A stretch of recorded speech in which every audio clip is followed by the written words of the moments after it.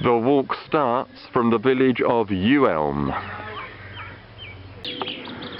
And here's a view of the 15th century St Mary's Church, Ewelme.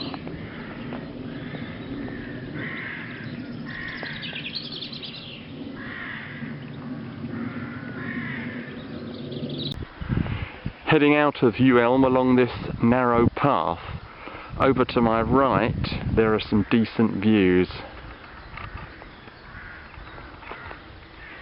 It's a bit hazy at the moment.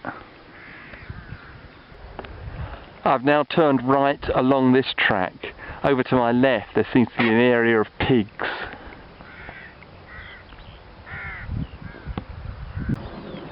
And there are some of the pigs.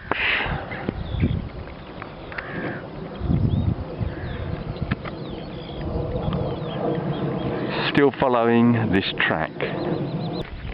Now the track is much wider and there are typical Chiltern views ahead.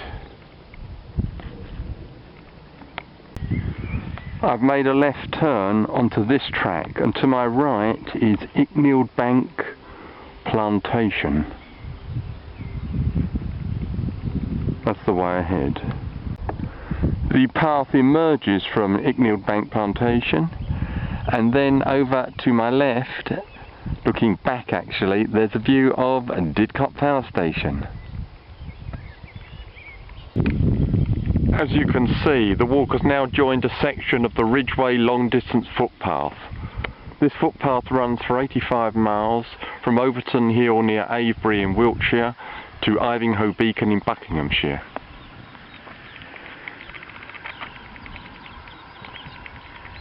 And that's the way ahead. Striding out along the Ridgeway, although we'll be leaving the long distance path shortly. At the point where I turn right off the Ridgeway, there's an astounding view over to Watlington Hill.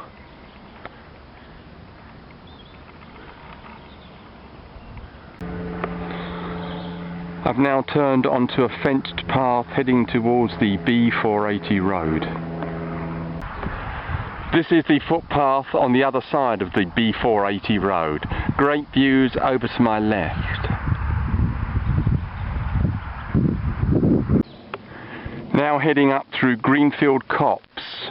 Magnificent trees.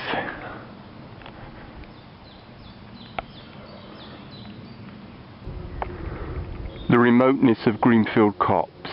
That's the way ahead.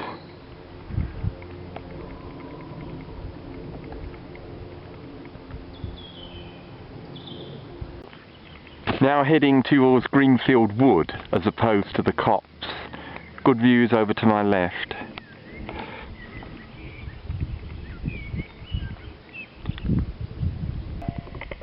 I'm about to head up that right hand path through Greenfield Wood. That's the way ahead. Now heading downhill through the woods back towards the B480 road. Now about to walk along the edge of Russell's Water Common. That's the way ahead there. There's the pond at Russell's Water.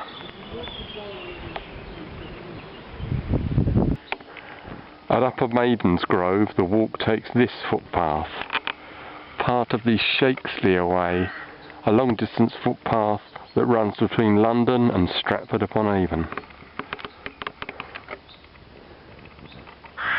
And that's the way down there. Further along the path, an amazing view opens up to my left. And that's the way ahead. Now the views really open up.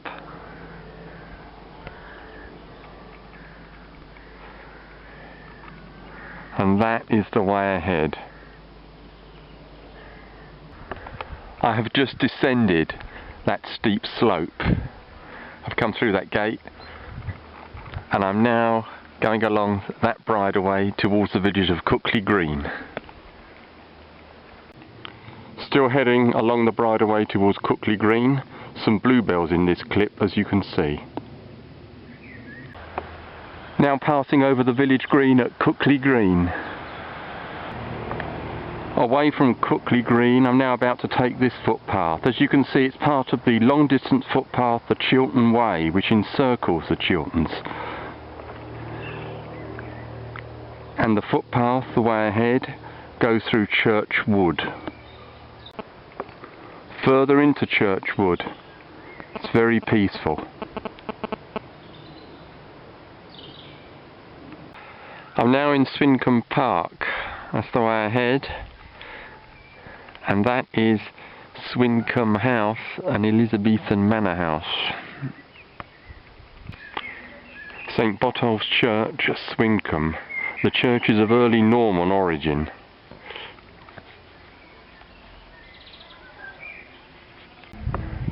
At Swyncombe, the walk joins another stretch of the Ridgeway. That's the way ahead. Now heading up Jacob's Tent Wood, still on the Ridgeway. Now approaching Ewelme Park. The astounding view ahead on the bridleway between Ewelme Park and Ewelme Village. The bridleway strides on. I'm now heading back to Ewelme Village. At this junction, the walk bears right for Ewelme Village. Now on the bridleway known as Grindon Lane, heading towards Ewelme Village. Now starting on the final footpath of the walk. As you can see, there's about half a mile to go. That's the way ahead. The final path heads across Cow Common. And now back at Ewelme Village and the end of today's walk.